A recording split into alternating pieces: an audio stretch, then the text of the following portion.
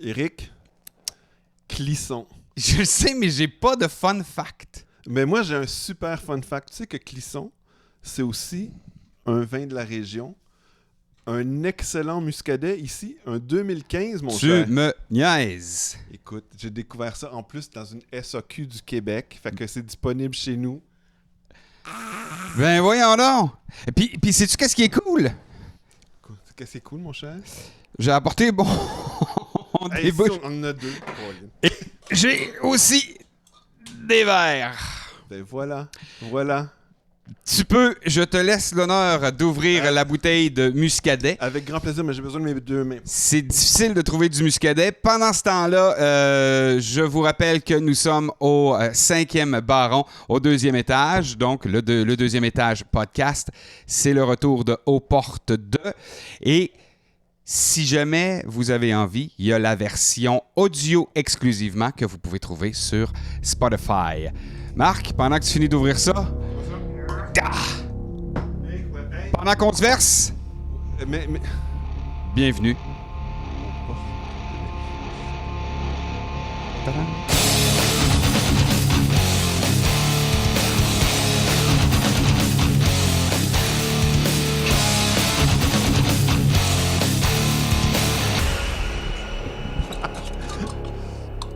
Non, mais je vais juste dire... le muscadet de Clisson, ben en fait de la région, là, de Loire-Atlantique, pas de Vendée, d'accord, j'accepte la chose, mais pour moi, ça a aussi été une de mes belles découvertes lors de notre voyage. Ben, Santé. santé à un retour la bonne cette bosse. année à Clisson. Mais moi aussi, quand je suis revenu, habituellement, je buvais pas de blanc. Puis quand j'ai goûté au muscadet à Clisson, j'ai eu beaucoup de bonheur. On dirait que c'est pas la même chose que les autres blancs, en fait. Non, il est pas, vraiment pas. Vraiment pas. J'en ai cherché, j'en ai pas trouvé. Et là, tu nous arrives avec ça, je suis vraiment content. Hey Eric, on était en pause pendant un bout de temps. Qu'est-ce qu'on a fait des derniers mois? Ben écoute, on vient d'offrir un petit hors-série avec notre vidéo de Black Flag. Ah, c'était chouette, ça. Ça a été vraiment le fun. Si vous ne l'avez pas écouté encore, je vous invite à aller faire un tour sur notre page YouTube. Là. Vous allez trouver la vidéo aux portes de Black Flag. Puis comme on disait, la première partie, on n'a pas trippé. Là, c'était l'album My War, un peu plus slow. Mais la deuxième partie, ils ont fait un set qui est... Best of. Là. Ben, c'est C'est ça, un le best plus of. traditionnel, ce qu'on peut s'attendre à ce qu'ils vont jouer à Clisson cette année. Voilà. Et ça, c'était vraiment bien. Puis c'était une des raisons pour laquelle on a décidé d'aller voir Black Flag. Oui, il passait proche de chez nous, mais en plus, quand on a su qu'il venait, on avait déjà pris la décision de retourner au Hellfest. Qu'est-ce qu'on a fait à part ça dans le dernier 3 mois? Ben, j'ai eu une autre idée de fou. Encore des Moses d'idées de fou. J'ai eu une autre idée de fou et là, on aurait eu besoin de votre collaboration pour la réussir. J'ai dit à Marc, un autre petit voyage de musique, ça te tente-tu? J'étais contre. Ben, j'étais pas contre l'idée d'un voyage de musique, mais ce voyage-là, hey! Et il y a plusieurs croisières de musique. Il y en a de la blues, il y a du classic rock, mais il y en a une qui s'appelle 70,000 Tons of Metal et j'avais envie qu'on y aille. Et là, j'ai communiqué avec les gens de la croisière qui nous ont offert un rabais, mais qui était quand même un petit peu... C'était pas assez pour nos moyens. C'était un rabais de 20% là, pour une croisière qui, je sais pas, ça coûtait 2000$ ou je sais pas quoi. À peu près canadien. Mais tu sais, moi, l'idée d'une croisière... Tu sais, le métal, c'est une musique de transgression, là, tu sais. Tu fais pas ça dans une croisière en Bermuda ou en bikini ou what. Oui, dans mon oui. bikini, Mais, je suis toi, très dans joli. ton bikini, non, mais je pense à d'autres bikinis qu'on aurait pu voir. J'ai pas de problème avec ça. Non, mais moi. tu sais, tu t'imagines, là, dans le spa, là, sur le deck, avec le chanteur de Creator, c'est comme... Non, c'est pas ma vision du métal. Moi, je voulais pas y aller. Moi, je voulais y aller et on avait pensé de faire du sociofinancement. On a tourné une vidéo de sociofinancement et finalement, la plateforme nous a dit « Non, vous pouvez pas sociofinancer des vacances. » C'était pas des vacances. Non, mais en même temps, j'étais content. Moi, l'idée du socio... Je me disais... Moi, je veux pas y aller, là. Mais si on me paye pour y aller, là, si on me paye le voyage, oui, d'accord. mais j'encourageais les gens à ne pas nous financer. Puis je me suis dit, je suis sûr que ça aurait pu pogner, en fait. Là, on aurait été ultra financé par les gens. Ça aurait été super le fun. S'ils peuvent m'énerver, ils vont le faire. La campagne de sociofinancement disait que c'était pour créer du contenu, mais parce qu'il y avait l'achat de billets de croisière, ben, pour eux, pour la plateforme, c'était des vacances. Puis sincèrement, moi, j'étais dans mon dernier semestre. Là, au niveau de l'enseignement, ça a été très difficile ce semestre. J'aurais pas pu, là, physiquement, mentalement. Mais là, devine quoi?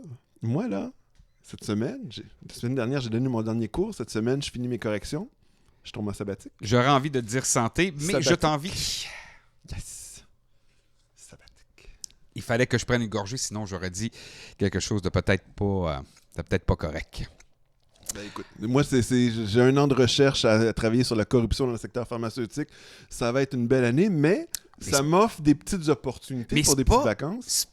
C'est pas une sabbatique, c'est une sabbatique d'enseignement. Ben c'est ça, mais c'est ça une sabbatique. C'est juste que tu te consacres sur les choses le fun plutôt que sur les obligations qui sont parfois pas tout le temps le fun. Je vois. Et là, moi, ma femme m'avait ouvert la porte à retourner en 2023 à Clisson. Et on a pris la décision de repartir, puis de transformer ça un peu. Moi, en même temps, c'est surtout, dans les derniers mois, j'ai fait quelque chose. Tu sais, Arte Concert avait filmé plein des spectacles qu'on avait vus. Entre autres, Sepultura. Et j'ai même regardé Blind Guardian, puis je pense que j'ai encore versé une larme. Mais moi, c'est quand on est revenu.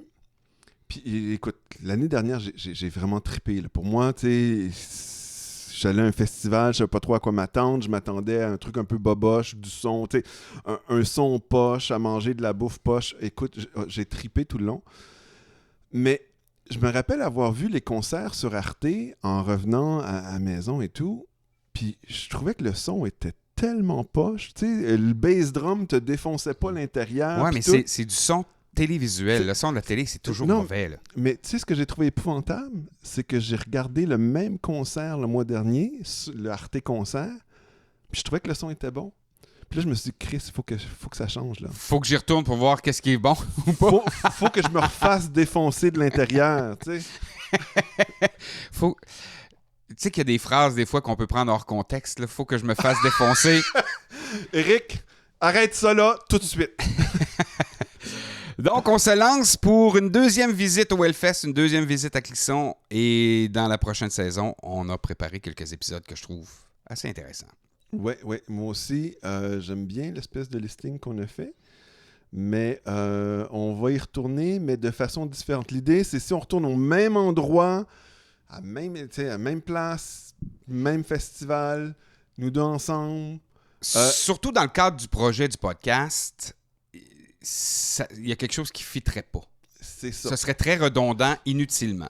Fait qu'il fallait changer la formule un petit peu. Comme on ne vous parlera pas de ce que vous devez préparer avant d'aller en tourisme festivalier. On a 6 épisodes à propos de ça. Là. On va se renouveler un petit peu cette fois-ci, je pense. Oui, on va se renouveler. Par contre, il y a des habitudes. On va reparler à Greg. Oui. En fait, écoute, j'ai encore le poil qui lève.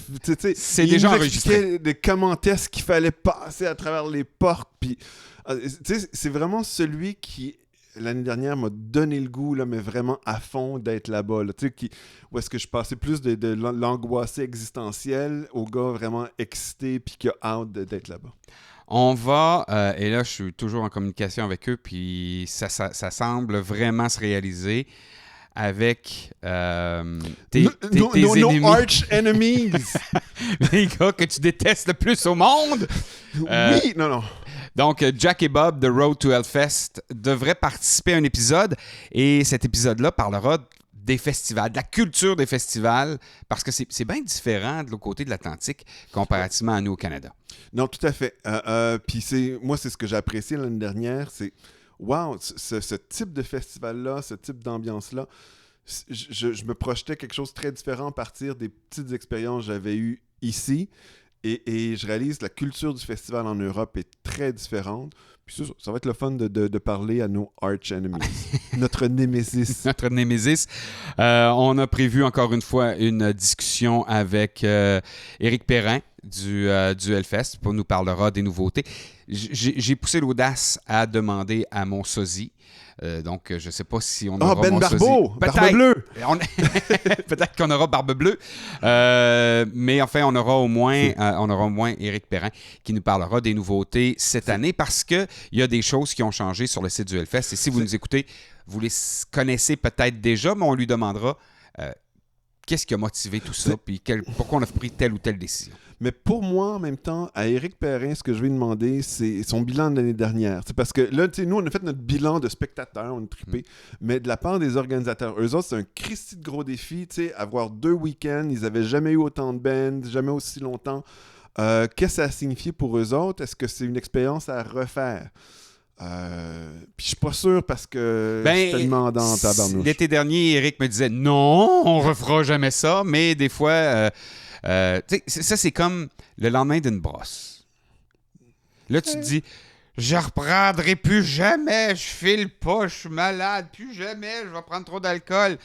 Et une fois que tu as bien cuvé ton vin, tu l'oublies. Non, mais le lendemain d'une brosse à Clisson, c'était un lendemain de COVID aussi. Là, non, mais non, c'est pas ça que je dis. Puis là, la COVID n'est plus là en même temps. Fait que non, mais tu mêles les affaires.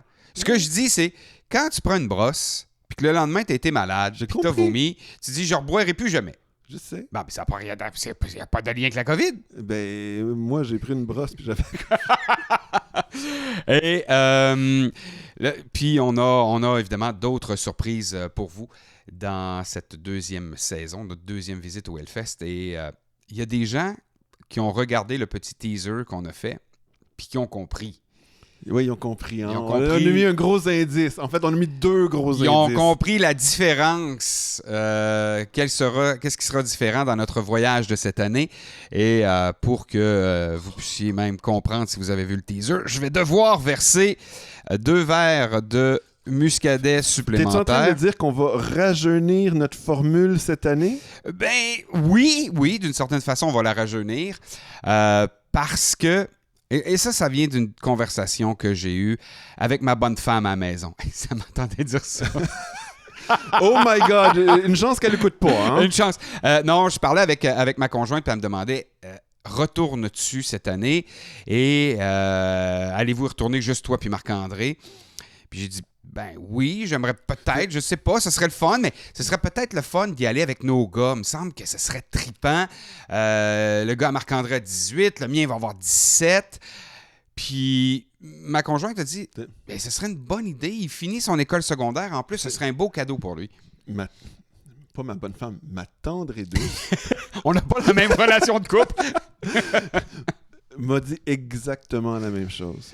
Et c'est pour ça que ça nous a pris un petit peu de temps avant de décider si on allait retourner à Clisson. Et une fois qu'on a arrangé tout ça, qu'on a parlé avec les organisateurs du Hellfest, Éric Perrin en fait. Merci Éric, merci. On retourne, mais avec nos gars que vous avez vus dans le teaser. On va les inviter à venir nous rejoindre. Santé les boys! Ça fait plaisir. Voilà. Tristan, santé, mon ami. Donc, à 4. À votre santé, cling, les boys. Cling, cling, cling, cling. Et voilà, santé. Santé. Et officiellement, on vous présente Manu. Et Tristan, qui n'est pas habitué. Le moins alcoolique de la gang. Il n'a pas l'âge pour l'alcool. Fait que... Habituellement, non. Tristan ne boit pas d'alcool. Je sais qu'il a pris une gorgée pour le show. Là. Mais même à la maison... C'est complètement illégal. Là. On peut se faire poursuivre, tu le sais. Ça. Je sais. Je prends l'entière responsabilité. Débauche de la jeunesse. Mais, perversion et corruption de la jeunesse. C'est comme ça. Socrate. C'est ça qu'on est en train de faire. On est pareil. Donc, c'est ça. Cette année, on y va avec nos gars, ce qui va créer une dynamique complètement différente. En fait, moi, je le pense parce que on a plein de questions sur à quel moment on est des chums, puis à quel moment, on est un peu paix. Moi, je suis comme inquiet, là. T'sais, regardez mon gars. Puis là, je me dis, ben, tu sais, ça risque d'être super le fun. Moi, je vois ça comme une expérience qui va être super tripante. J'ai peur qu'on se tombe ses nerfs. J'ai peur qu'on saillisse la face à un moment donné. Ben, t'avais peur de m'haïr la face l'année passée. Oui, mais toi, t'acceptais que je ronfle. Oui, on retourne dormir au même endroit. On refait pratiquement le même voyage, mais cette fois-là, on le fait accompagné de nos gars. Puis, ça va faire partie d'un des épisodes parce qu'il y a quelqu'un qu'on connaît qui était là à l'édition du siècle, donc l'année dernière, avec son gars. Et on va lui demander, c'est quoi la dynamique père-fils quand on va en festival? Fait que, on va explorer les raccoins de la parentalité. Oui, et ses limites. Et ses limites, et à quel moment elle s'arrête et à quel moment elle recommence. Mais tu sais, ils sont assez vieux, là. Fait qu'au pire, allez, on leur tombe ses nerfs, ben arrangez-vous. Trouvez-vous...